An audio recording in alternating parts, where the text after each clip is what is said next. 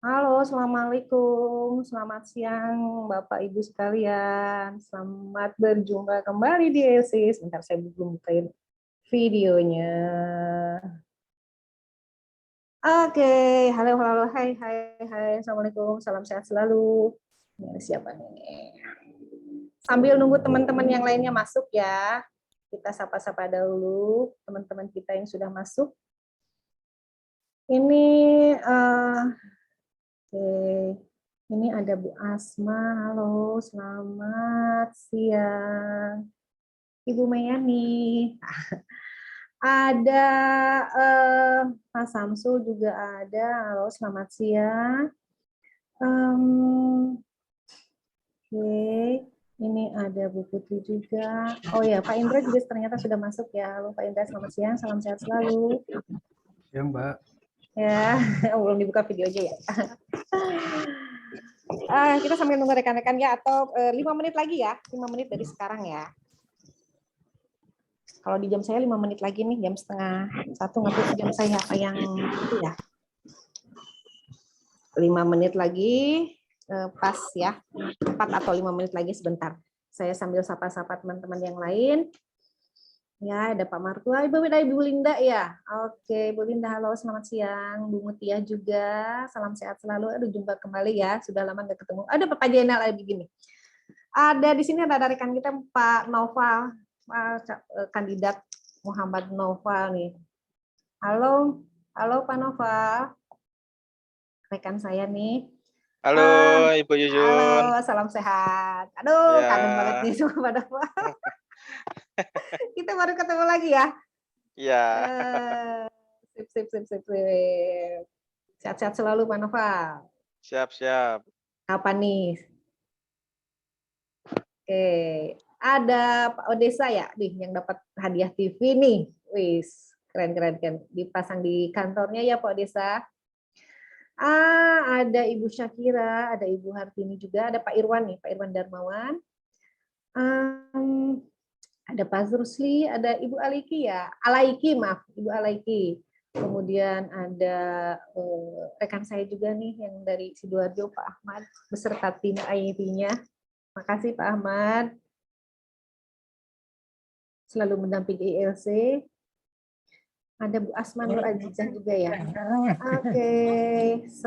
Sambil nunggu teman-teman nanti 3 menitan lagi ya. Boleh nih dibuka dong itunya, videonya biar kita sapa-sapa bisa lihat wajahnya juga.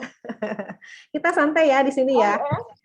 Dalam acara wisata tamasya ilmu ini kita santai ya, nggak ada acara resmi-resmian dalam rangka Hari Guru. Oke.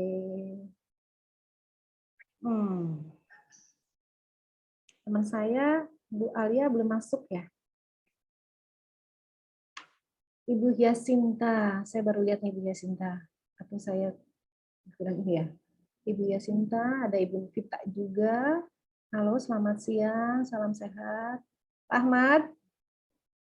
Halo Pak Ahmad, Assalamualaikum. Waalaikumsalam, siap. Ya.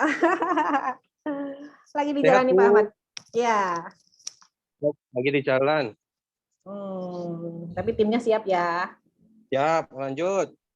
Lanjut, siap. Makasih Pak Ahmad. Ya. Ada Ibu Ena. Oke.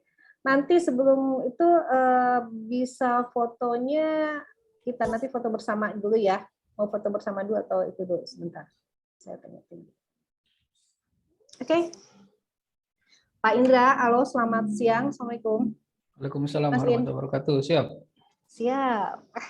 Hai, apa kabar? Ya, alhamdulillah baik. Ya. Baru ketemu lagi, kita sudah lama nih. Iya, betul sekali. Ketemu, Betul sekali. gitu ya. Iya. Oke, sudah siap ya Pak Sin ya? Siap, siap, siap. Alhamdulillah. Ibu Erika, halo, selamat siang. Boleh deh videonya dibuka, biar kita sapa-sapa, sering kenal. Di sini kita santai-santai aja ya. Halo Ibu Hastati. Bisa sapa-sapa temannya Ibu Hastati dari mana nih?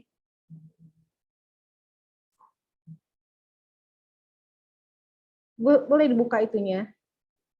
Unmute.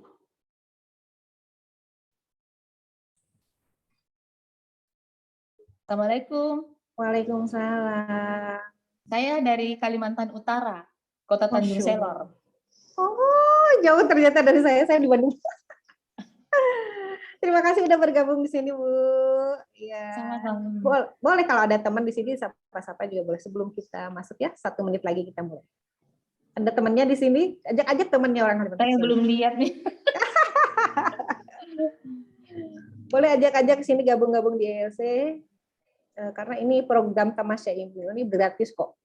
Ya, kecuali kalau misalnya yang menginginkan sertifikat, boleh transfer ya ke yayasan kita, Yayasan Kasih Ilmu, khusus untuk yang menginginkan sertifikat. Tidak ada poin ya, karena kita bukan organisasi dari notaris atau PPAT, kita dari yayasan ya Bu ya. Assalamualaikum Pak Indra. Saudaraku. Waalaikumsalam kandidat Dr. Mas Noval. Wih, keren. Ngeluh katanya ujian. Ya, sama-sama. Sama-sama kita berpusing-pusing ria.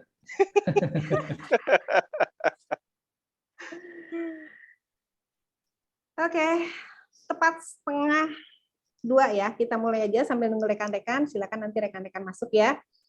Kita on time ya, Bapak Ibu sekalian. Baik, terima kasih. Bismillahirrahmanirrahim. Wassalamualaikum warahmatullahi wabarakatuh. Puji syukur kehadirat Ilahi Rabbi bahwasanya kita dapat berkumpul kembali di sini di webinar Zoom di ILC dan barengi dengan kerjasama dengan Yayasan Kasih Ilmu yang untuk kesekian kalinya kita mengadakan Tamasya Ilmu gratis ya, kecuali yang menginginkan sertifikat. Itu diperbolehkan transfer, silakan aja langsung ke rekening Yayasan Kasih Ilmu. Ini sesuai dengan janji kita nih kepada teman-teman atau Bapak Ibu sekalian, rekan-rekan yang ada di grup ILC. Kita akan kemarin sesuai dengan hasil foto.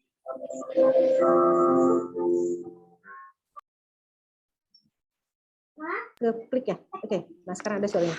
Apa sih yang akan kita bahas di dalam Yayasan Kasih Ilmu untuk ELC ini? Kemarin sudah kita share di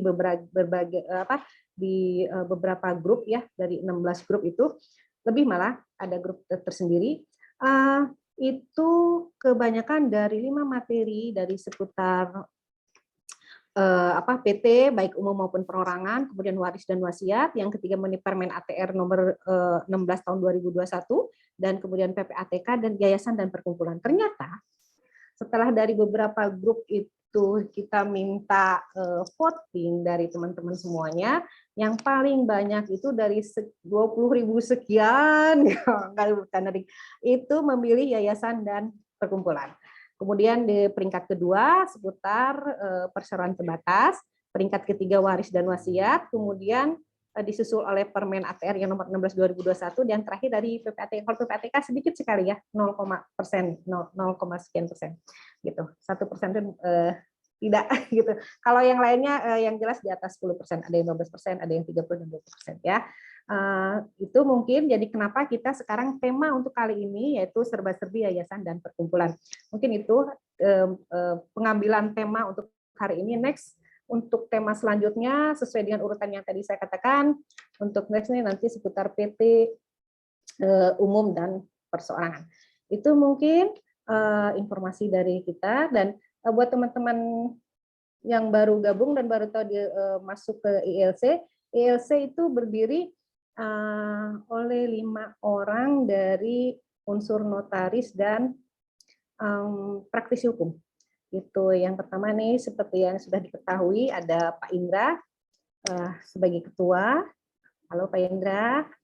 Kemudian ada Pak Noval sekretaris. Kemudian ada Pak Ahmad yang tadi saya sudah sapa juga. Kemudian Mbak Alia notaris dari Surabaya. Mbak Alia kemungkinan belum masuk ya. Oke, nggak apa-apa. Next, untuk selanjutnya tidak menunggu lama-lama. Mohon maaf Ibu Rika di itunya suaranya. Oke. Untuk supaya tidak berlama-lama, kita menunggu, kita dengarkan terlebih dahulu ya paparan dari Pak Indra mengenai serba-serbi yayasan dan perkumpulan. Gitu, silakan Pak Indra 30 menit dari sekarang untuk memaparkan materinya. Nanti silakan untuk pertanyaan boleh langsung, boleh resen ya. Nanti akan saya pilih. Oh, tidak lupa juga ILC nanti ada door prize juga ya. Oke, ada message dari. Silakan Pak Indra. Ya, terima kasih Bu Yuyun atas waktu yang diberikan kepada saya. Bismillahirrahmanirrahim. Assalamualaikum warahmatullahi wabarakatuh. Alhamdulillahirabbil alamin wassalatu wassalamu ala asrofil anbiya'i wal mursalin wa ala alihi wasallam amma ba'du. Bapak Ibu yang saya hormati, terima kasih atas kehadiran pada siang hari ini di tengah kita ini. Ingin mencoba kembali belajar bagaimana tentang yayasan dan perkumpulan, yang mana agenda hari ini adalah yang seharusnya diadakan pekan kemarin, sempat tertunda karena alasan teknis ya. Dan alhamdulillah ala kulli hal, hari ini kita bisa melaksanakan agenda dengan tema Tamasya Ilmu ya, dalam rangka memperingati Hari Guru dan juga memahami problematika yayasan dan perkumpulan. Ya. Banyak sekali rekan-rekan sekalian di Indonesia yang sepanjang pengetahuan saya itu japri ke saya menanyakan bagaimana tentang yayasan, tentang perkumpulan. Nah, kali ini kita akan belajar bagaimana mencari solusi dari permasalahan-permasalahan yang dihadapi di dalam yayasan maupun perkumpulan.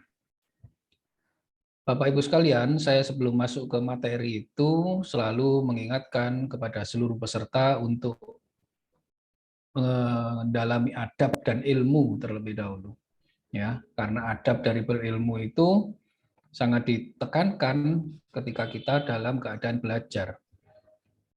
Disebutkan bahwasanya al ilmu qabla amal, jadi kita berilmu dulu sebelum beramal. Artinya apa?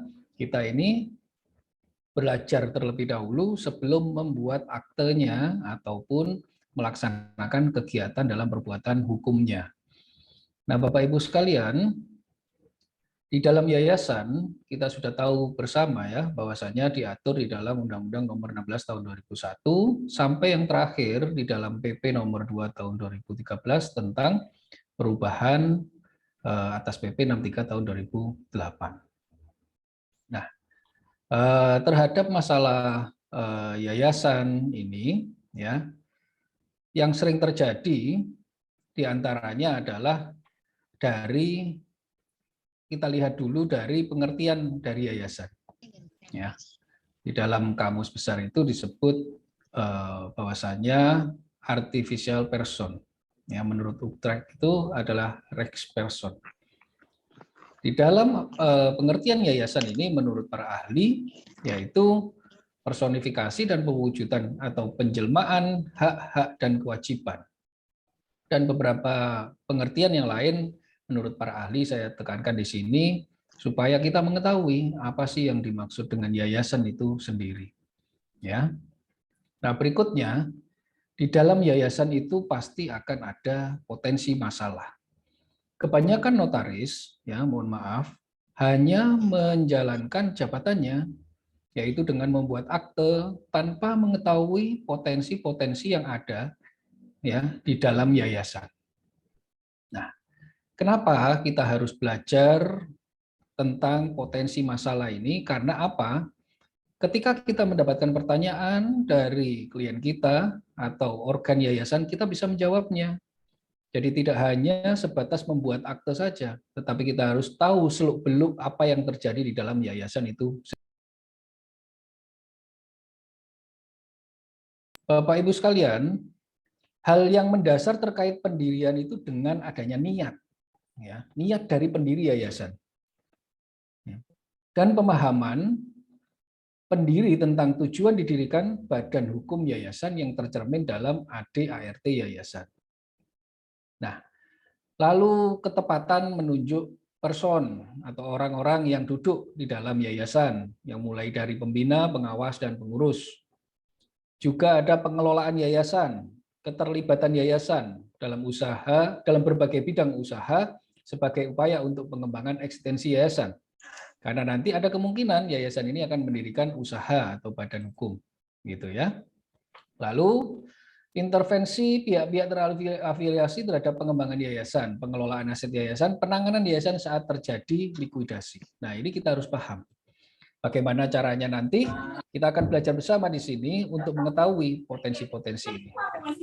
Nah, sekarang faktor apa yang mempengaruhi ya, terhadap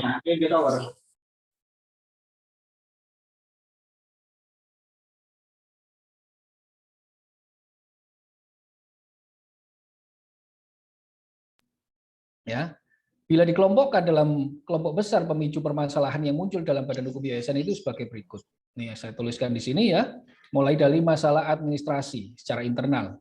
Ya, misalkan berupa keuangan, harta milik otokratif, artinya aset-asetnya.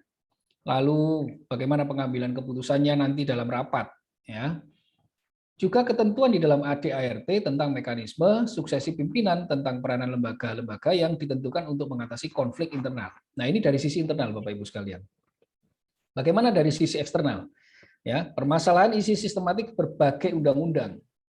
Misalnya undang-undang yayasan, undang-undang Sisdiknas, undang-undang pesantren, dan lainnya.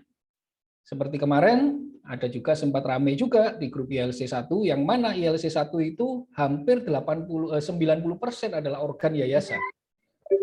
Ya, di sana ada pembina, pengurus, pengawas yayasan yang tersebar di seluruh Indonesia. Adanya UUCK terkait masalah pondok pesantren, ya, yang mensyaratkan bahwasannya harus melaporkan nih pondok pesantren ini ke dalam mendirikan badan hukum berupa yayasan.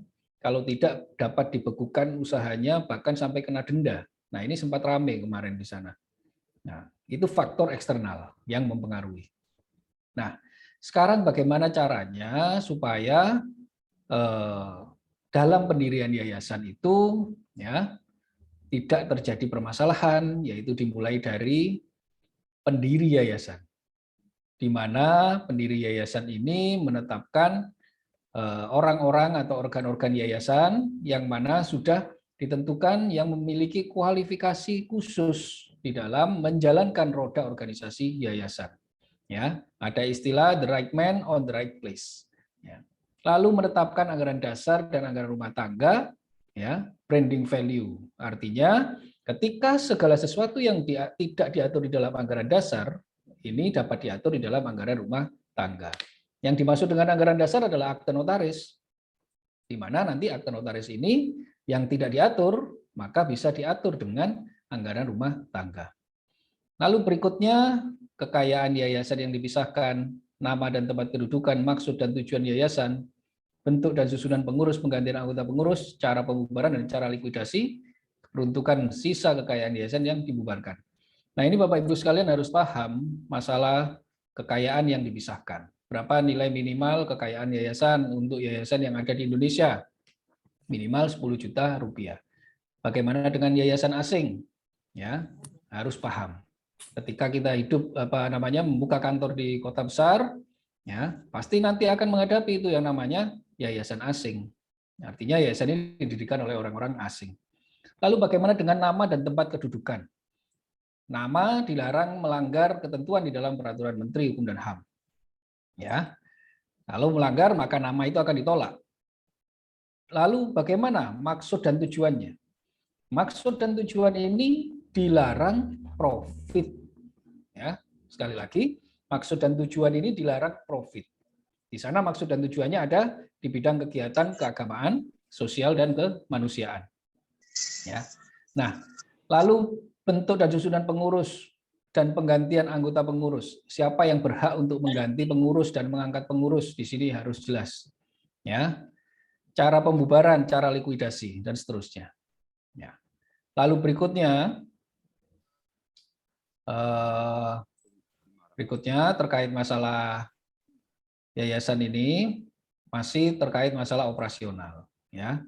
Operasional yayasan idealnya pada saat maksud dan tujuan didirikan, sebuah yayasan sudah dipahami oleh organ yayasan yang berkompeten dan mau menjalankan segala ketentuan yang telah ditetapkan dituangkan dalam anggaran dasar dan anggaran rumah tangga yang jelas. Ya, Bapak Ibu sekalian, sekarang kita masuk ke perkumpulan. Nah, ini materi tentang perkumpulan. Perkumpulan yang sudah berdiri apakah dimungkinkan untuk mengubah maksud dan tujuan? Dan apakah harus disesuaikan dengan KBLI terbaru seperti PT? Ya, jawabannya adalah perkumpulan yang berdiri dimungkinkan untuk menambah atau mengubah maksud dan tujuan melalui mekanisme rapat umum anggota. Ya, tadi siang saya barusan dapat telepon juga dari Bekasi menanyakan rapat umum anggota. Oleh karena perkumpulan yang berbadan hukum juga perlu diinput ke dalam OSS. Ya, perlu juga sama seperti halnya yayasan. Yayasan dan perkumpulan untuk maksud dan tujuannya harus disesuaikan dengan OSS. Tetapi OSS KBLI 2017. Nah, kalau mengenai OSS RBA, kemarin saya coba masih belum terkoneksi di sini. Nah, sekarang lanjutan, apakah perkumpulan yang sudah disahkan bisa dilakukan perubahan nama? Bisa. Ya, perubahan nama perkumpulan tersebut dilakukan melalui mekanisme rapat. Ya, rapat umum anggota, karena organ yang tertinggi di dalam perkumpulan ini adalah rapat umum anggota. Maka selanjutnya dari rapat umum anggota ini dilaporkan ke AHU. Ya, perhatikan Bapak Ibu sekalian, di dalam ketentuan mengenai mekanisme rapat umum anggota yang tidak diatur di dalam anggaran dasar, maka bisa diatur di dalam anggaran rumah tangga. Bagaimana ketentuan dengan di masa musim pandemi seperti ini? Rapat anggota itu karena tersebar di seluruh Indonesia dilakukan via daring. Ya. Ingat ketentuannya, jika tidak diatur di dalam anggaran dasar, maka bisa diatur di dalam anggaran rumah tangga. Bagaimana keputusan untuk mengambil keputusan? Siapa yang berhak untuk melaksanakan memimpin rapat? Nah, itu nanti diatur di dalam anggaran rumah tangga. Maka ketika kita membuat perubahan anggaran dasar itu, kita berpedoman kepada anggaran dasar dan anggaran rumah tangga. Ya, saya lanjutkan lagi terkait perkumpulan. Apakah asosiasi itu sama atau tidak seperti dengan perkumpulan? Ya, nah ini istilah asosiasi itu lazim digunakan untuk suatu perkumpulan dan sama seperti suatu perkumpulan. Namun asosiasi ini adalah wadah dari kumpulan orang-orang yang mempunyai kepentingan atau background yang sama. Asosiasi biasanya merupakan perkumpulan dari satu profesi, contoh Asosiasi Pengusaha Indonesia. Cuman permasalahannya ketika kita menggunakan nama depannya asosiasi, maka pasti akan ditolak. Yang tidak diperkenankan nama depannya adalah asosiasi, serikat, federasi, dan sebagainya, pasti akan ditolak. Maka lebih baik nama depannya tetap menggunakan nama perkumpulan. Ya, saya lanjutkan. Apakah dalam pembuatan pendirian perkumpulan harus didahului dengan rapat umum anggota mengenai persetujuan pendirian perkumpulan? Ya, benar. saya katakan tadi, organ yang tertinggi tadi adalah rapat umum anggota. Ya. Setidaknya di dalam rapat umum anggota itu bisa dilakukan di bawah tangan berita acaranya, tidak perlu notarial. Ya, sekurang-kurangnya menentukan kesepakatan untuk pendirian perkumpulan, visi misi, maksud dan tujuan. Persyaratan utama terkait keanggotaan, kuasa kepada ketua rapat dengan hak substitusi untuk menyatakan berdirinya perkumpulan dalam akta notaris. Ya, Bapak Ibu sekalian yang semoga dirahmati oleh Allah. Sekarang bagaimana dalam hal yayasan dan perkumpulan itu pendirinya adalah PT? Apakah boleh komisaris dan dirut menjadi pembina dalam yayasan dan perkumpulan? Kita lihat di dalam ketentuan pasal 26 Undang-Undang Nomor 5 Tahun 99 tentang larangan anti monopoli. Ya, Undang-Undang anti monopoli ini mengatur ketentuannya bahwa berdasarkan pasal 47, 48, 49 ini ada sanksi terhadap rangkap jabatan, yaitu sanksi administratif, sanksi pidana, sampai serta pidana tambahan jika terjadi rangkap jabatan. Ya, dalam ketentuan pasal 7 ayat 3 Undang-Undang Yayasan disebutkan bahwasanya anggota pembina, pengurus dan pengawas yayasan dilarang merangkap sebagai anggota direksi atau pengurus dan anggota dewan komisaris atau pengawas dari badan usaha. Nah, ini Bapak Ibu sekalian, kalau nanti mendirikan ada penghadap berupa yayasan ingin mendirikan PT atau sebaliknya PT yang ingin mendirikan yayasan, ingat jangan sampai terjadi rangkap jabatan, ya. Karena ketika terjadi rangkap jabatan, maka seluruh perbuatan hukumnya adalah batal demi hukum. Nah, begitu ya. Saya lanjutkan lagi. Perkumpulan maksud dan tujuannya ke arah politik seperti LSM, itu masuk apa ya? Nah, kita lihat di dalam pasal 1 Undang-Undang Nomor 17 Tahun 2013 tentang Ormas, organisasi kemasyarakatan, ya, bahwa dibentuk oleh masyarakat secara sukarela. Berdasarkan kesamaan, aspirasi, kehendak, kebutuhan, kepentingan, dan seterusnya. Perkumpulan yang mempunyai kesamaan aspirasi, kehendak, kebutuhan, kepentingan ke arah politik dapat dikategorikan sebagai ormas. Ya, di dalam pasal 11 Undang-Undang Nomor 17 Tahun 2013, ormas dapat berbentuk perkumpulan.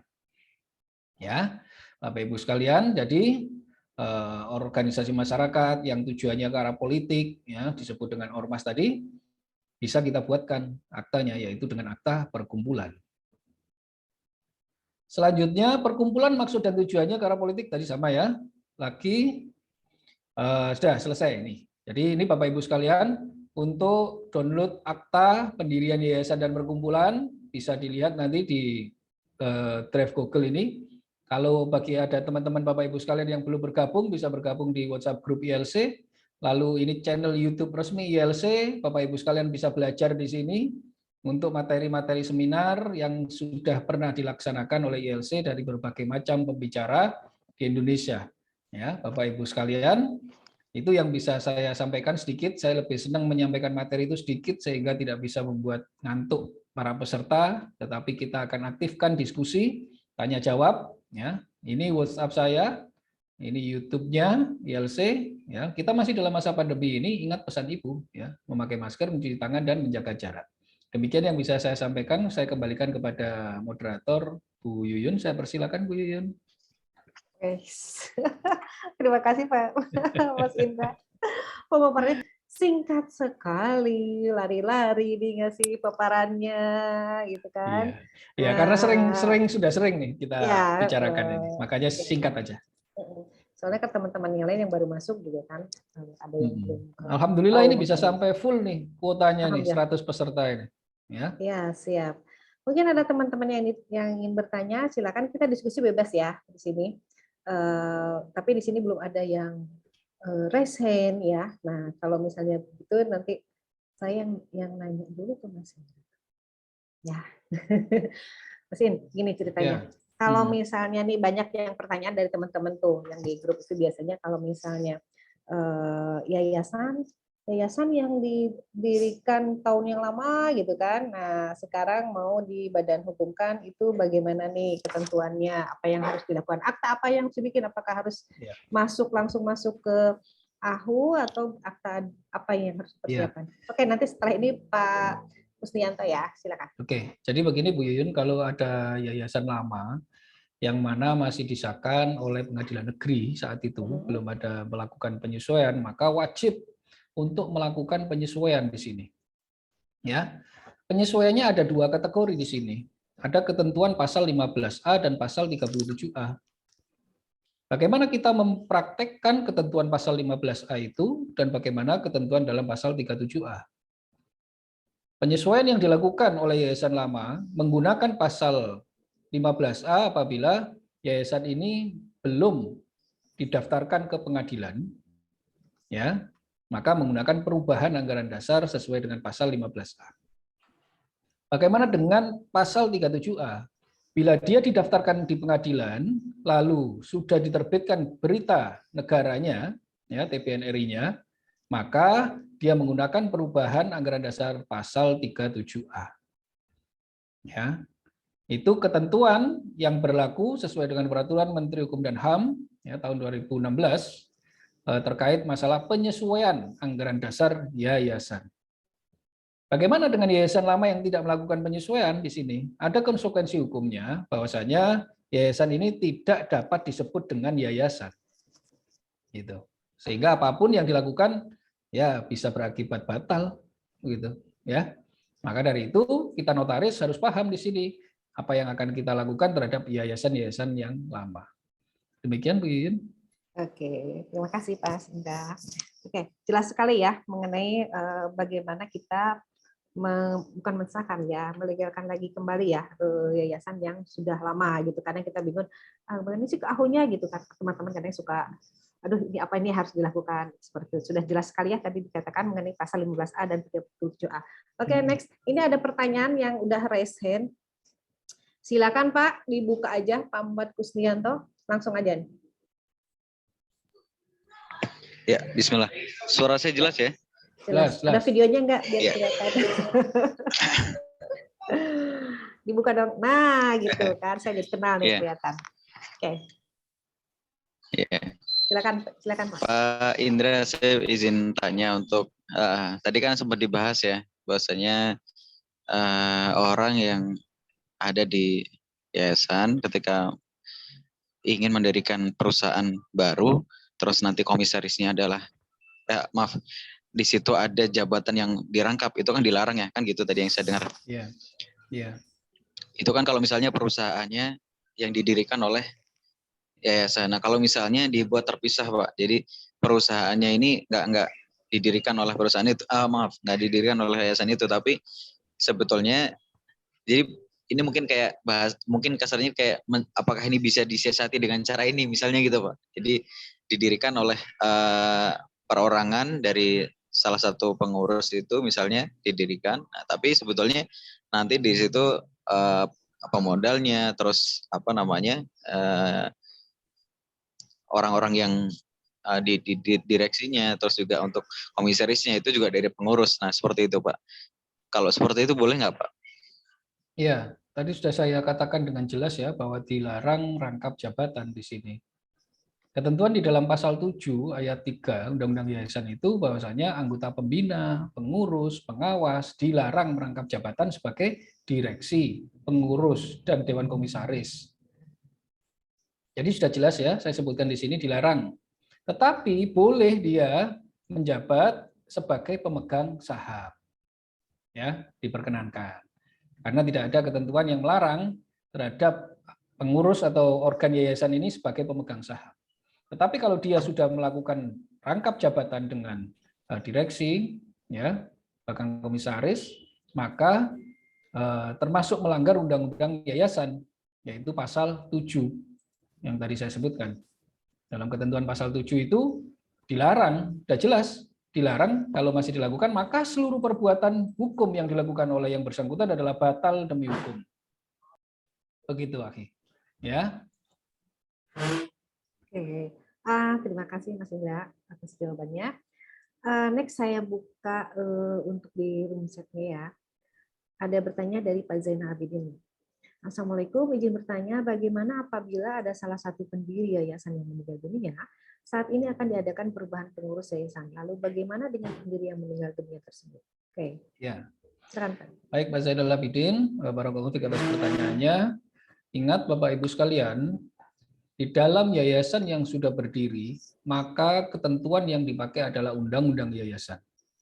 Disebutkan di dalam pasal 28 Undang-Undang Yayasan, yaitu pembina mempunyai kewenangan dalam rangka merubah anggaran dasar yayasan. Jadi kewenangan itu bukan ada pada pendiri, melainkan ada pada pembina sesuai dengan pasal 28 Undang-Undang Yayasan tersebut. Jadi bila ada pendiri yang sudah meninggal dunia, tidak ada masalah. Yang penting adalah kewenangannya ada pada pembina. Merubah anggaran dasar yayasan, memberhentikan dan mengangkat pengurus, ya itu yang terjadi di dalam Undang-Undang Yayasan. Jadi tidak ada masalah. Kalaupun mau merubah, silakan. Dari mana? Berita acara rapat pembina, bukan pendiri. Jadi pendiri itu hanya mendirikan saja dia.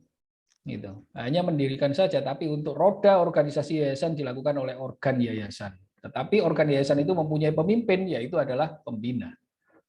Begitu. Ya. Jadi pada dasarnya pendiri itu hanya mendirikan setelah mendiri sudah Selesai. tugasnya selesai. Selesai. Gitu, kan? Untuk Iya. kesananya silakan pengurus untuk mengelola dan pembina Iya. untuk melakukan rapat-rapat lainnya untuk kebijakan-kebijakan yayasan selanjutnya. Itu ya yang dapat saya simpulkan. Iya. Oke, next ini ada pertanyaan kembali. Ini dari siapa ini, nggak ada namanya ya. Assalamualaikum Bapak-Bapak, selamat siang. Bapak Ibu izin bertanya terkait dengan maksud dan tujuan. Nah ini maksud dan tujuan apakah perlu disesuaikan dengan KBLI? Nah ini udah beberapa kali nih pertanyaan ini. Silakan Pak Indra. Ya. Benar ya Bapak Ibu sekalian, terkait masalah maksud dan tujuan dari yayasan ini harus disesuaikan dengan KBLI. Ya. Ketentuannya di mana di sini bisa kita lihat di dalam maksud dan tujuan itu disesuaikan dengan KBLI nomor berapa. Ya, KBLI nomor berapa? Di antaranya penyesuaian tersebut adalah KBLI tahun 2017 yang kemarin. Ya, sementara KBLI edisi 2020 saat ini bisa dilaksanakan ditentukan dengan menghubungkan kegiatan usaha daripada yayasan itu sendiri. Karena dalam rangka perizinan, ya, contoh misalkan perizinan untuk pendidikan misalkan, ya, kita ikuti KBLI ketentuan 2020 ini, kita masukkan kodenya, ya, kalau tidak salah 18, ya, kodenya, baru kita input di dalam OSS, begitu. Memang benar harus disesuaikan dengan KBLI 2020, ya. Memang saat dulu belum terkoneksi, tapi alhamdulillah sekarang ini sudah terkoneksi. Kemarin beberapa hari yang lalu ada klien saya datang untuk mengurus perubahan maksud dan tujuan itu disesuaikan dengan KBLI 2020. Perintah dari perizinan seperti itu. Aku turun nih. Demikian Bu Lili. Terima kasih. Ibu Syakira bisa di ya, makasih. Oke, terima kasih Pak Mas Indra atas jawabannya. Ini next ya, kita baca kembali pertanyaan-pertanyaan dari teman-teman semuanya. Assalamualaikum Bapak, mohon bertanya, apakah diperbolehkan atau ada undang-undang yang mengatur suatu yayasan didirikan oleh WNI namun berorgan dengan susunannya pembina, pengurus dan pengawasnya adalah WNA? Ya, ini mengenai WNA yang masuk dalam kepengurusan yayasan, gimana Pak? Ya. Silakan. Jadi kalau di dalam kepengurusan yayasan di mana ada organ yayasan yang berupa WNA, ingat ketentuan di dalam Peraturan Pemerintah Nomor 63 Tahun 2008. Tadi kan sudah saya sebutkan ya di awal slide saya tadi. Itu adalah peraturan dalam hal pendirian ya, yayasan untuk orang asing. Di dalam PP 63 Tahun 2008 ya, pasal 11 sampai pasal 14. Ya. Itu disebutkan tentang pendirian yayasan untuk orang asing. Mulai dari organ yayasannya, ya, yang dapat terjadi di dalam organ yayasan asing ini, ya, salah satunya adalah ada unsur WNI. Ya. Dalam hal yayasan yang didirikan oleh orang asing atau orang asing bersama orang Indonesia, salah satu anggota pengurus yang menjabat sebagai ketua, sekretaris, atau bendahara wajib dijabat oleh WNI. Ketentuannya di dalam apa? PP 63 tahun 2008 pasal 12 ayat 1. Ya. Demikian, Bu Yuyun. Oke. Jelas ya, nggak usah disimpulkan lagi. Oke, next ke ini ya. Assalamualaikum. Untuk pendirian yayasan dan perkumpulan, apakah harus selalu dibuat berita acara pendirian atau langsung saja terhadap pendiri yang tidak dapat hadir menandatangani akta? Apakah benar dibuatnya kuasa yang kedua dapat di bidang pendidikan bentuknya perkumpulan bukan yayasan? Ya. Ya, Bapak Ibu sekalian, terkait pendirian yayasan dan perkumpulan, maka wajib dengan berita acara rapat pendirian. Itu harus ada. Baik yayasan maupun perkumpulan harus ada. Nah, nanti dengan berita acara rapat itu kita mendirikan badan hukum berupa yayasan atau perkumpulan. Nah, bagaimana dengan pendidikan, ya? Pendidikan, bidang pendidikan itu masuknya di dalam yayasan. Ya. Di dalam bidang sosial di situ ada yaitu pendidikan formal maupun non formal. Sudah diatur di situ. Jadi tinggal kita buat akte pendirian yayasannya. Demikian Bu Yuyun. Oke. Mengenai tadi pakai kuasa mungkin. Oke. Boleh nggak? Untuk menandatangani akta, ya, yang hadir itu adalah pembina. Di sini pembina bisa sebagai pendiri, ya, atau sebaliknya pendiri itu juga bisa sebagai pembina. Ya. Yang menandatangani adalah pendiri dari yayasan.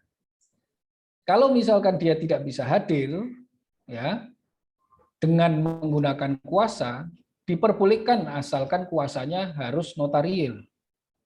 Tidak boleh kuasa di bawah tangan di sini. Ya. Oke, Bu Yuyun. Oke. Ini satu lagi nih, masih pertanyaan tadi.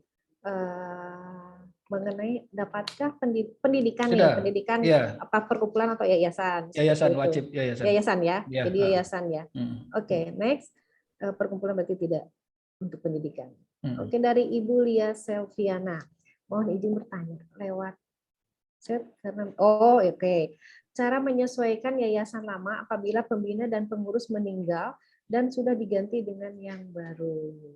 Ya. Itu bisa. Penyesuaian yayasan lama tadi sudah saya jelaskan. Ya, sudah. Bila terjadi kekosongan pembina di sini, maka dapat dibentuk dengan rapat gabungan antara pengurus dan pengawas.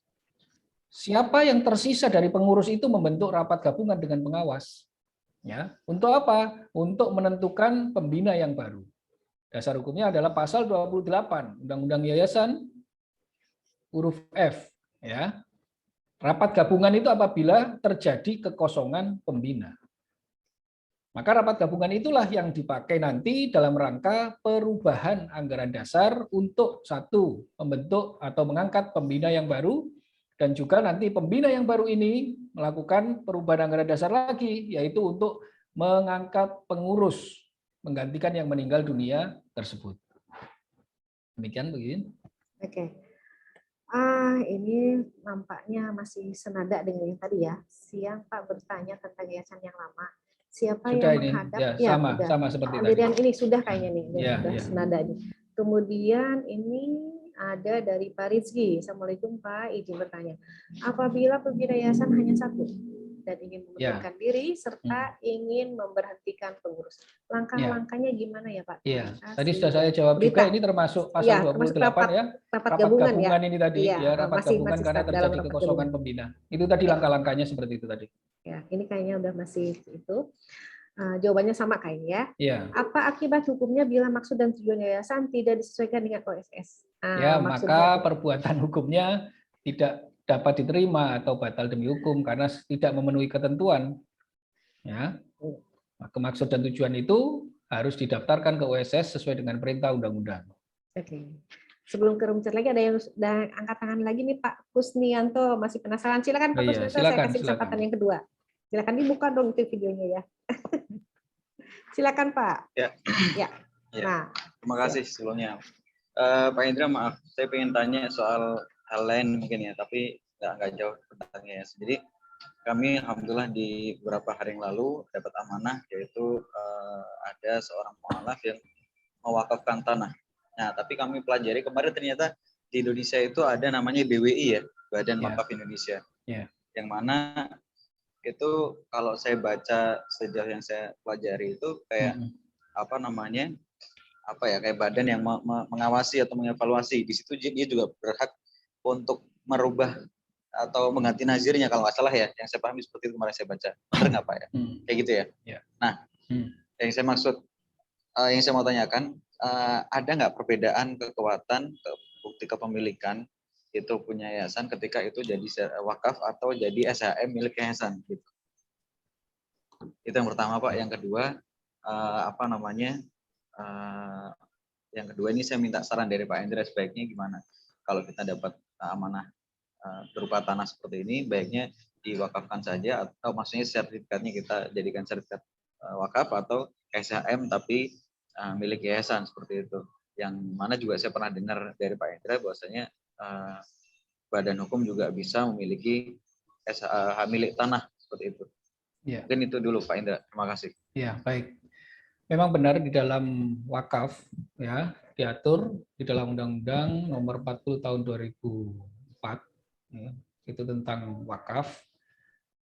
Terkait masalah PWI, memang benar di situ ada Badan Wakaf Indonesia. Ini adalah suatu lembaga yang ada di dalam Kementerian Agama ya, yang mengatur tentang sengketa-sengketa wakaf. Ya, mengatur tentang sengketa-sengketa wakaf. Nah, apabila terjadi wakaf di dalam yayasan, di dalam tanah-tanah wakaf, maka diselesaikan di dalam PWI.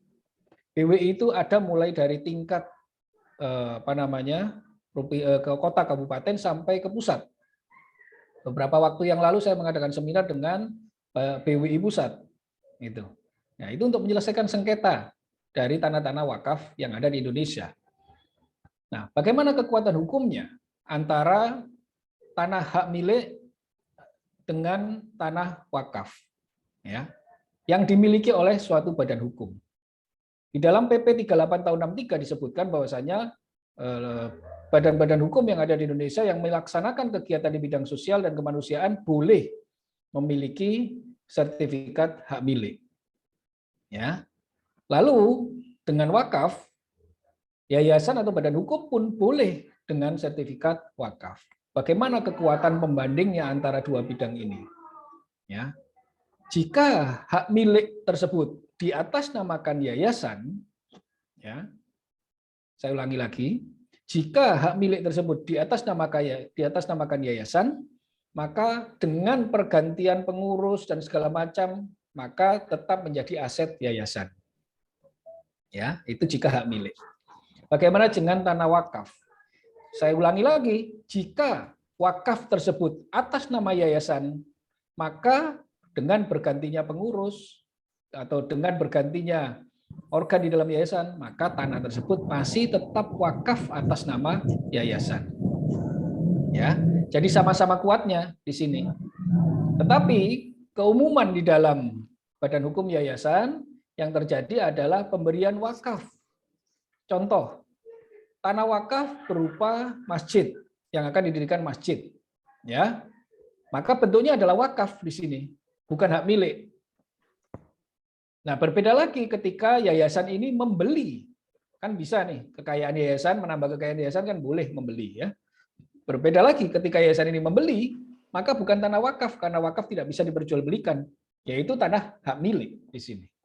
Jika dia tidak mendapatkan rekomendasi dari pemerintah, terutama Kementerian Sosial maupun Kementerian Agama, berdasarkan PP 38 tahun 63 itu tadi, maka sertifikat ini harus diturunkan menjadi hak guna bangunan. Ya. Jadi sama-sama kuatnya kedudukan hukumnya antara wakaf dengan hak milik jika atas nama yayasan.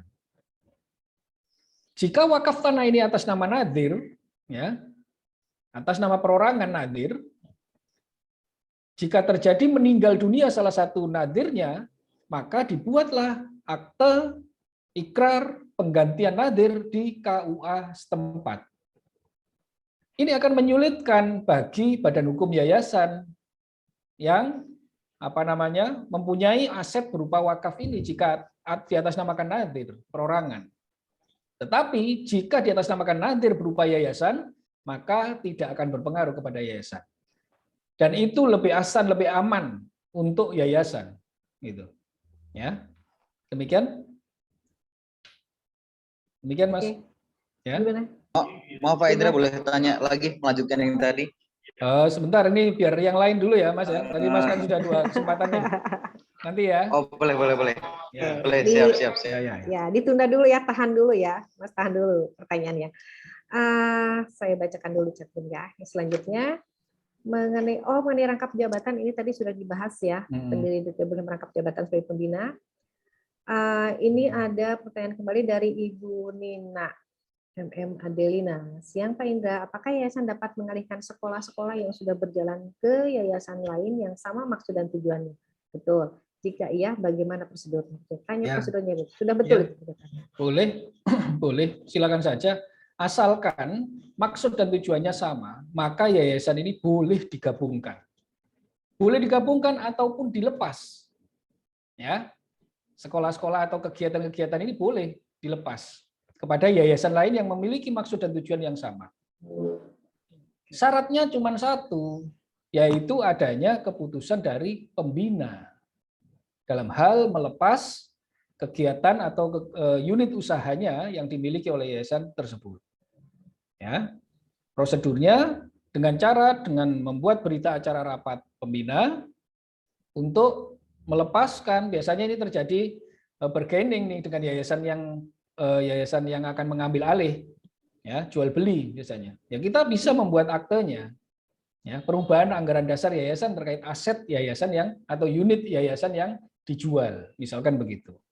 Kita buat aktenya, akte jual beli di bawah tangan, jual beli aset, ya, notarial maksud saya, jual beli aset notarial. Asetnya apa? Berupa unit sekolah. Dalam unit sekolah itu kan pasti ada nomor izinnya, ya, nomor usahanya, dan perizinan-perizinan yang lain. Nah, itulah yang dilepaskan kepada yayasan lain yang memiliki maksud dan tujuan yang sama. Ya, tetap keputusannya ada pada pembina dan itu diperkenankan. Demikian, Bu Yun. Jadi sedikit saya jadi ingin bertanya. Jadi gimana yayasan yang satunya apakah itu hilang atau gimana? Atau mungkin hanya satu bidang pendidikan saja? Gitu, iya, ini kan unit usahanya yang unit usaha berarti iya, jadi yayasan yang satunya masih tetap ada ya. Tetap eksis Cuma satu unit aja ya. Cuman unit usahanya saja. Jadi di dalam yayasan itu kan ada maksud dan tujuan di dalam pasal 3 itu. Di dalam maksud dan tujuan itu kan ada di bidang sosial, di bidang kemanusiaan, dan di bidang keagamaan. Ya, di bidang sosial itu ada unit namanya pendidikan. Nah, ini tadi kan di dalam pertanyaan ini kan ada pendidikan. Ya, maka unit pendidikan inilah yang dilepaskan, sementara unit-unit yang lain kan masih aktif, maka yayasannya masih bisa eksis di sini, begitu, ya. Oke, ada pertanyaan kembali. Ini kembali nih mengenai double jabatan pada tadi sudah dibahas ya, tapi ini ada pertanyaan yang sama. Apakah pengawas boleh rangkap jadi ketua gitu perkumpulan? Boleh. Ini ketua. Sudah. Dan apakah berita acara rapat boleh di bawah tangan? Ini, ya. Ini mungkin boleh di bawah tangan nggak? Singkat aja nih. Yang acara rapatnya boleh? Ya, acara rapatnya boleh. Boleh. Ini untuk perkumpulan ya, pertanyaan untuk perkumpulan. Oke, next. Ini dari PPAA lagi nih. Assalamualaikum, dalam suatu yayasan ada 2 pembina dan kurung pendiri, yang mana ada perbedaan pendapat antara keduanya. Salah satu pembina datang ke notaris, dapatkah dibuat akta keputusan pembina yang tujuannya pembukaan cabang yayasan dan perubahan pengurus yayasan berdasarkan keputusan satu orang pembina saja? Tidak dapat. Betul. Itu intinya ya. Ya. Kenapa? Kok tidak dapat? Karena di dalam pembina, ya, ketentuan di dalam pembina, jika pembinanya lebih dari 1, tentunya di sana ada ketua pembina dan anggota pembina. Ya, nanti Bapak Ibu sekalian harus melihat anggaran dasarnya di dalam ketentuan penutup pasal 43 disebutkan di sana yang berkedudukan sebagai pembina ini siapa. Jika tidak ada keputusan pembina dari ketua pembina, misalkan, ya, hanya satu pembina, maka tidak bisa kita laksanakan perubahan anggaran dasarnya. Ya, terkait masalah pembukaan cabang yayasan ini. Maka kembali lagi, lihat di dalam anggaran dasarnya. Demikian. Oh, jadi. Yang ini apa nih? Pak Jon, tolong Pak Jon mic-nya. Oke, next. Ini ada pertanyaan kembali dari Ibu Rika Fitria. Siang Pak, mau bertanya, apakah kursus komputer bisa masuk ke yayasan? Nah ini masuknya Bisa saja pendidikan. sepanjang dia pendidikan ya, Pendidikan masuk ya. ke yayasan bisa. Oke. Ini Bu Oke. Yuyun dari Bu Yuliana ini ada yang Mana? atas. Oke. Ya. Kelewat mungkin ya tadi. Iya. Ya. Mohon izin bertanya, ada seseorang yang ingin menghibahkan tanah untuk yayasan. Bagaimana ini? Ya. Menghibahkan yayasan. Kita tinggal membuat akte hibahnya PPAT. Karena tanah berkaitan dengan tanah, maka PPAT yang akan kita buat.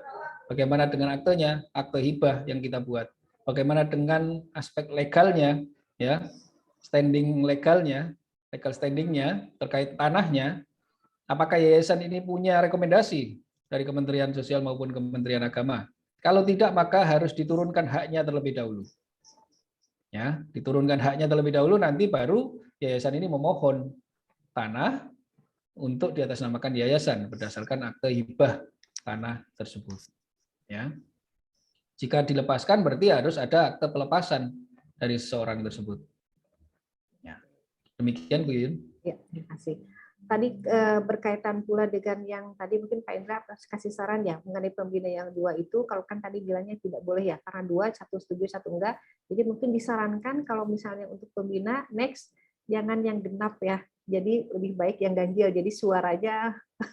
Iya, saya kalau selalu ganjil kan ada menyarankan. suaranya, kalau Iya, kalau betul 2 sekali. orang itu kan 50-50, yang satu mau yang satu enggak, nanti istilah Iya. Sunda apa Jadi getreng kalau gitu bisa, ya. Bapak Ibu sekalian, Pilih yang untuk ganjil. pendirian yayasan itu ya pembinanya jangan hanya 1, kalau bisa lebih dari 1, bisa Jangan lebih, 2 ya, ya jangan genap bisa ya. lebih dari 2 juga, tidak Ya. masalah. Ya. Karena nanti kalau misalkan hanya 1 terjadi kekosongan pembina, repot nanti yayasannya.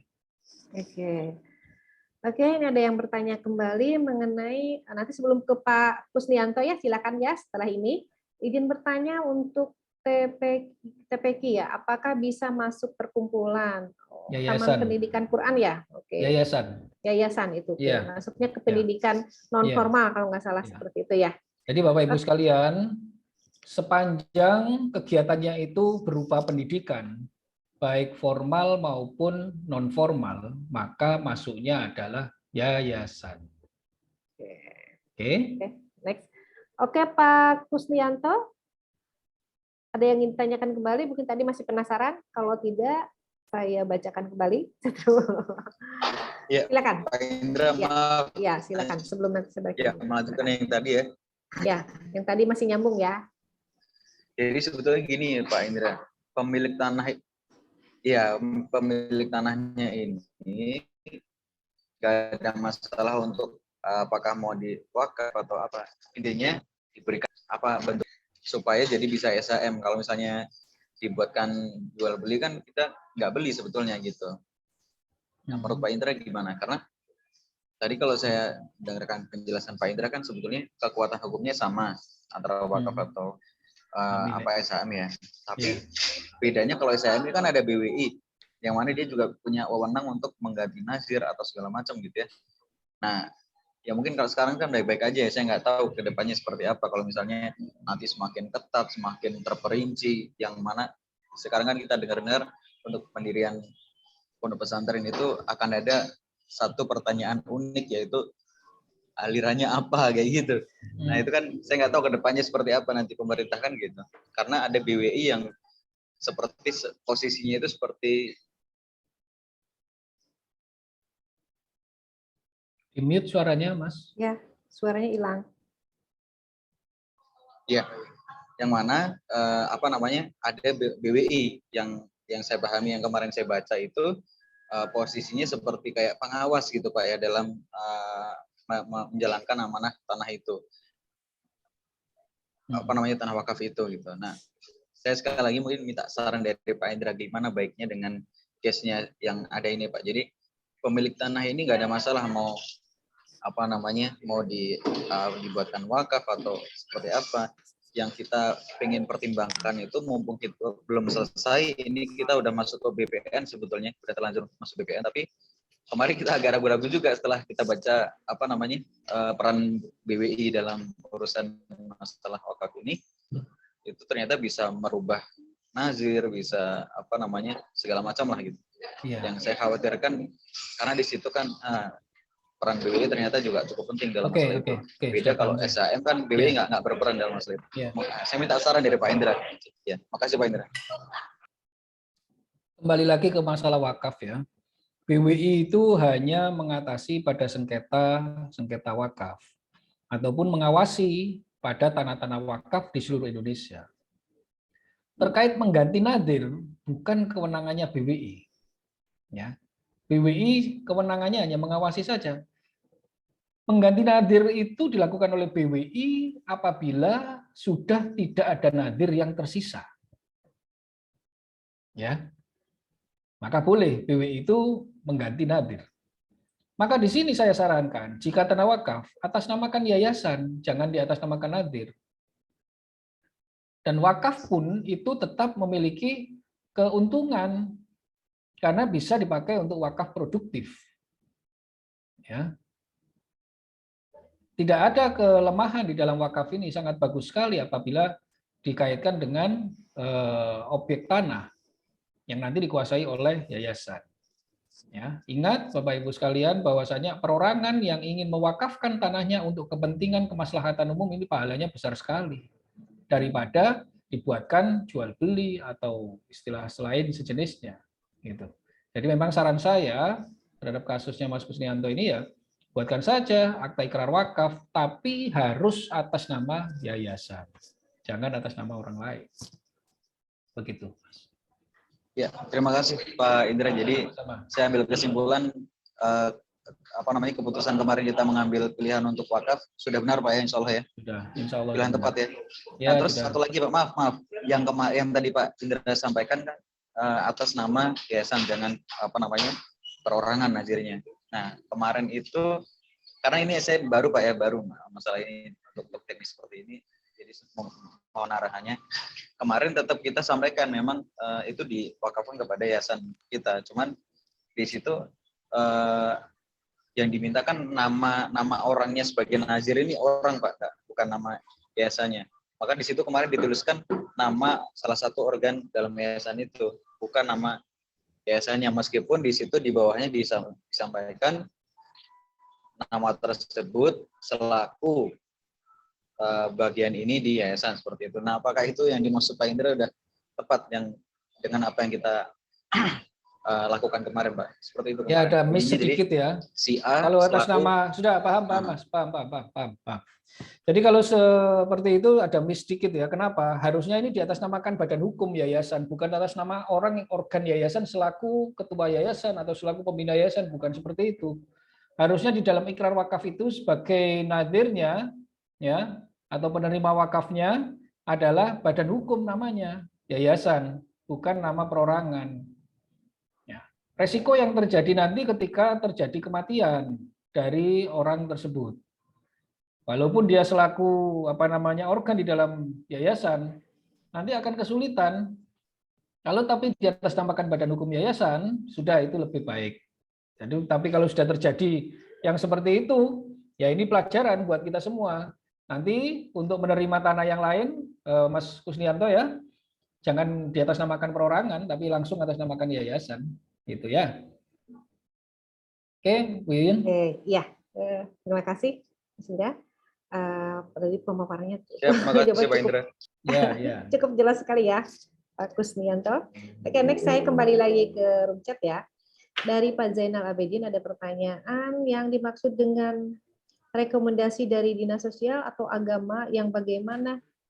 Pak, Ya. maaf saya belum Ya. begitu paham. Minta Rekomendasi penjelasan itu, lebih jelas. ya, oke. Rekomendasi itu ya berupa rekomendasi surat, bentuknya adalah surat yang ditujukan kepada yayasan. Karena dasarnya adalah PP 38 tahun 63. Ya. Untuk memiliki objek hak milik. Jadi yayasan ini mengajukan kepada dinas, kepada Kementerian Sosial maupun keagamaan dan menunjukkan bahwa kegiatannya ini berupa bidang sosial maupun kemanusiaan. Sehingga dia bisa mendapatkan rekomendasi tersebut. Rekomendasinya berupa surat, ya, surat dari Kementerian Sosial maupun Kementerian Agama. Demikian Pak Zainal. Iya. Kembali lagi ke chat ya. Ini dari Ibu Lia Selviana kembali. Mohon izin bertanya kembali, apabila suatu yayasan mempunyai satu pembina, kemudian pembina tersebut ingin mengundurkan diri dan mengurus, ini yang tadi ya, kembali pengurus, apakah bisa dilakukan dalam sekali perubahan? Oke. Ya. Jadi kalau misalkan hanya satu pembina, pembina tersebut mengundurkan diri, maka terjadi kekosongan pembina. Tidak dapat dilakukan dalam satu kali perubahan. Karena apa? Dalam pasal 28 harus diadakan rapat gabungan untuk mengangkat pembina yang baru. Ya. Setelah pembina yang baru terangkat, baru dia bisa melakukan perubahan anggaran dasar terkait perubahan pengurus. Ya. Jadi perubahannya harus 2 kali di sini. Ya, demikian Bu Yun. Oke. Nampaknya pertanyaan dari room chat sudah habis. Izin ya. Bu Yun, saya ke belakang dulu ya. Iya, boleh, silakan. Oke, Presidennya ke belakang, mungkin ada yang ingin ditanyakan kembali dari rekan-rekan semuanya. Kalau tidak ada, nanti saya kasih info dulu sebentar ya. Untuk next, setelah ini, kita akan menggantikan tamasya ilmu kembali untuk materi-materi yang lain.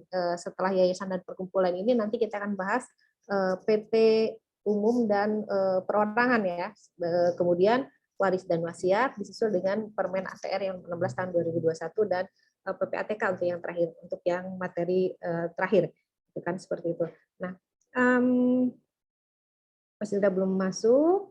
Di sini nanti jangan dulu live ya, nanti akan saya panggil, ada beberapa yang dapat door prize. Jadi Masya Allah, selain dapat ilmunya gratis, ada juga door prize yang akan kita kasih buat para peserta yang tentunya yang bertanya ya. Nanti akan saya pilih beberapa orang, jangan dulu live, yang pasti masih ada di sini. Gitu, nanti saya panggil. Mungkin door prize memang tidak begitu jangan dilihat harganya ya kalau menurut saya, tapi lihat dari ketulusan dan kenang-kenangannya dari PLC gitu kan ya. Oke, Mas In udah masuk? Oke, saya ingin menyapa dulu rekan saya yang lain, Mas Nova. Nah, halo. Baik. Ya, oke. Silakan Mas Novel, ada yang disampaikan kepada teman-teman kita yang ada di webinar kali ini. Baik, Bapak Ibu sekalian yang saya hormati dan tetap bahagia di tengah-tengah pandemi COVID ya. Beberapa hal yang mungkin nanti saya akan tanyakan ke Pak Indra berkaitan dengan apakah masjid ya. Masjid itu merupakan salah satu bentuk wakaf ya. Dalam kehidupan sehari-hari kita kan juga mungkin di perumahan ya, kemudian nanti diserahkan dari developer ke takmir masjid. Nah, apakah itu juga merupakan bentuk salah satu wakaf? Karena ini juga menjadi suatu perdebatan ya, dianggap perdebatan karena ini juga tidak hanya mempengaruhi aspek sosial, tetapi juga mempengaruhi aspek hukum. Nah, kemungkinan mungkin nanti bisa dijawab oleh saudara saya, Pak Indra, yang mungkin juga ini terjadi di dalam perumahan yang mungkin banyak juga ini milik siapa dan sebagainya, tetapi to the point-nya adalah bahwa ini untuk kemaslahatan umat. Itu yang mungkin bisa saya sampaikan, Mbak Yuyun. Ya. Oke. Nah, Pak Indra udah nangkap mungkin ya tadi pertanyaannya. Iya. Silakan. Masih ada waktu nih, sebentar lagi kita tutup kalau misalnya ada pertanyaan. Silakan Mas In. Ya. Suaranya. Oke, sorry. Ya, saya menangkap sedikit terkait adanya masjid di dalam perumahan. Itu termasuk fasum, ya, fasilitas umum di situ. Nah, biasanya kalau sudah masuk fasilitas umum itu diserahkan kepada pengelola masjid tersebut, entah itu DKM ya atau istilahnya takmir masjid tersebut. Nah, supaya tidak terjadi konflik di sini, biasanya ada konflik kepentingan ya antara takmir masjid dengan warga misalkan begitu. Ya, maka harusnya diperjelas dengan kedudukan takmir tersebut dengan cara membuat badan hukum. Begitu ya. Nah, dengan membuat badan hukum apa? Badan hukum yayasan. Lalu siapa yang akan mewakafkan di sini? Apa namanya yang akan memberikan tanah ini untuk atas nama yayasan? Ya, karena biasanya dari pengembang itu sudah lari, pengembangnya tidak ada, ini diserahkan kepada takmir. Ya, maka takmir tersebut yang akan memberikan wakaf. Ya, dasarnya apa? Di situ ada suratnya, surat penunjukan sebagai takmir, biasanya begitu. Ya, makanya takmir ini yang akan memberikan wakaf kepada badan hukum yayasan. Nah, kalau sudah berdiri badan hukumnya, maka kedudukan masjid yang ada di dalam lingkungan perumahan itu menjadi milik bersama. Begitu, ya. Baik, Untuk baik. menghindari konflik. Baik, Begitu? terima kasih dapat pencerahan Pak Indra. Soalnya Ya. di tengah-tengah saya ini perumahan saya ini juga apa namanya masih belum diurus sama developer. Nah, biasanya developernya itu langsung pergi itu, enggak mau tahu itu, diserahkan masjid ini kepada takmir gitu. Ya, Ya. baik. Terima kasih Pak Indra. Oke. Sedikit informasi buat teman-teman ini untuk acara Tamasya Ilmu ILC ini akan di-share ke YouTube ILC dengan hashtag Yayasan Kasih Ilmu Indonesia, kemudian hashtag Indonesia Law Center dan Indonesia Law Center Official. Ini nanti bagi teman-teman yang tidak sempat untuk bergabung di dalam Zoom meeting kali ini. Oke, ini ada pertanyaan kembali nih dari Mbak Yani Trimulyani. Selamat siang Pak Indra, izin bertanya. Dalam yayasan jika ada 3 sekretaris, apakah boleh semuanya jadi sekretaris saja? Karena di AHU lebih dari 1 sekretaris, pilihannya sekretaris umum, wakil sekretaris, dan sekretaris. Ini teknis di AHU ya? Ya, ini teknis di AHU ya terkait masalah apa namanya input data sekretaris. Nah, sekarang kalau misalkan begitu kondisinya harus kita sesuaikan dengan anggaran dasarnya. Di anggaran dasar ini kedudukan sekretaris ini sebagai apa? Sekretaris umum kah, wakil sekretaris, atau sekretaris? Jika ada 3, harus dipilih. Tidak bisa kalau misalkan hanya 1 sekretaris, ya hanya 1 saja orangnya. Tidak bisa 3. Ya, kalau 3 sekretaris maka harus dibagi di sini, yaitu antara sekretaris umum, wakil sekretaris, dan anggota sekretaris. Biasanya begitu. Oke. Ya. Oke, terima kasih. Ini ada dari Bareton ya. Ada pertanyaan yang tadi masih ada yang penasaran nih mengenai TPQ ini ya. Apabila TPQ-nya sudah terlanjur dalam perkumpulan, bagaimana solusinya? Ya, solusinya Maksudnya, dikeluarkan. Ya, ganti lagi bikin yayasan baru ya, dapat Iya, bikin akta dapat lagi. kita. Oke, Pak Ahmad, Pak Monitor, kita teman-teman kita foto bersama dulu ya. Bisa dibuka dulu untuk videonya, kita foto bersama dulu. Tim IT tolong. Baik. Tunggu sebentar. Ya, tolong dibuka videonya teman-teman semuanya buat dokumentasi kita. Ya, alhamdulillah pesertanya sampai 100 nih, penuh. Dan masih bertahan. Ya. Baik, saya mulai fotonya ya. Bisa dibuka Bapak Ibu. 1, 2, 3. Lagi untuk selanjutnya.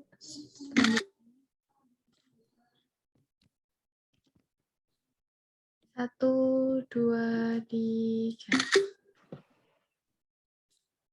Baik, sudah Ibu. Terima kasih tim IT. Next ini sebelum pembagian door prize ya Pak Indra. Ya. Ada closing statement sedikit mungkin? Beberapa menit? Ya, dari saya ya, saya pikir kita semua notaris ya yang sudah belajar tentang yayasan harusnya dapat memahami potensi masalah yang terjadi di dalam yayasan. Ingat Bapak Ibu, kewenangan kita di dalam pasal 15 Undang-Undang Jabatan Notaris, kita bisa memberikan edukasi terhadap akta yang akan kita buat. Ya, dengan belajar seperti ini, kita bisa mengedukasi nanti organ-organ yayasan itu supaya tidak sampai salah di dalam menjalankan kegiatan yayasan. Itu saja dari saya, semoga bermanfaat, kurang lebihnya saya mohon maaf. Gitu ya. Terima kasih Pak Indra atas pemaparannya dan closing statement-nya. Oke, teman-teman, ini ada sedikit oleh-oleh ini dari kita Doorpress. Setiap kita mengadakan webinar, tentunya tidak saya kurang lengkap lah tanpa ada Doorpress. Ini ada 3 Doorpress, mungkin akan saya panggil ya. Ada 3 yang mendapatkan Doorpress. Saya Apa langsung. Doorpress-nya, Mbak? Ya, Pak Indra mau pilih? Enggak, Doorpress-nya apa dulu? Oh ya, terus ini ada merchandise dari ILC ya, seperti biasa ini masih banyak kemarin. Karena sekarang lagi musim hujan, itu ada payung, bukan payung hukum ya, tapi payung ILC. Satu lagi tumbler ya, saya bawa nih. Tumbler itu tumbler yang ada apa namanya tuh temperaturnya ya. Ya, suhunya ya. Oke, Pak Indra mau pilih? Silakan aja Mbak Yuyun yang milih. Ya, yang pertama mungkin tidak diragukan lagi ya. Saya yang dapat tadi raise hand, Pak Kusnianto. Selamat mendapatkan Doorpress. Nanti tolong hubungi saya ya, Japri, minta alamatnya gitu ya. Kemudian Pak Zainal Abidin masih monitor nggak Pak Zainal Abidin? Tolong suaranya setidaknya. Pak Zainal Abidin. Bu. Apa Ibu? Keren Bapak. Pinjam nih. Oh pinjam. Oke, Ibu dengan Ibu siapa nih? Biar nanti saya nggak salah. Nur Andayani, Bu. Oh iya Bu, boleh Bapak Gimana, Ibu Nur Bu Nur Handayani. Handayani Boleh alamatnya? nanti ada di grup ILC kan ya? Ya. Oke, boleh nanti japri saya Ya. untuk alamatnya. Oke, selamat ya Bu Nur Handayani. Nah ini oke. Makasih. Siap. Selamat, nanti saya kirim Doorpress-nya. Terima kasih. Kemudian Ibu Lia Selviana, ada nggak? Masih ada Ibu Lia? Bisa dibuka? Ibu Lia Selviana. Ibu Lia, tadi saya lihat ada suaranya masih ada nggak, Ibu Lia? Ibu Lia.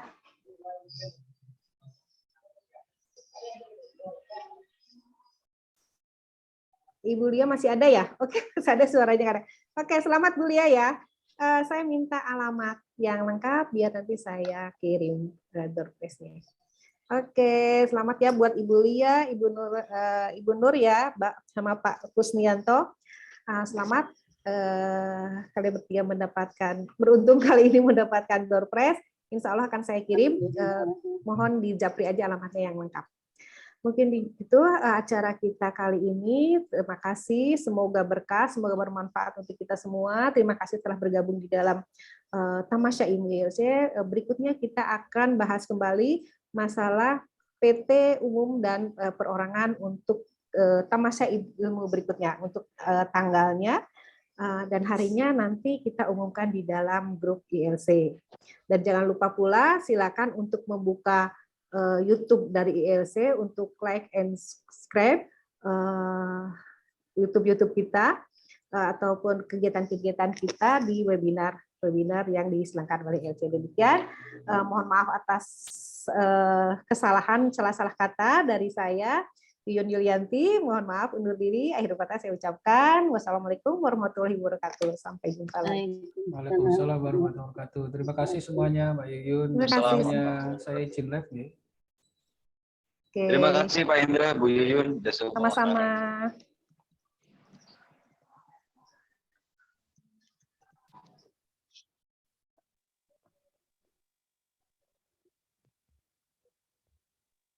Terima kasih Mbak Yuyun. Sama-sama, Mas.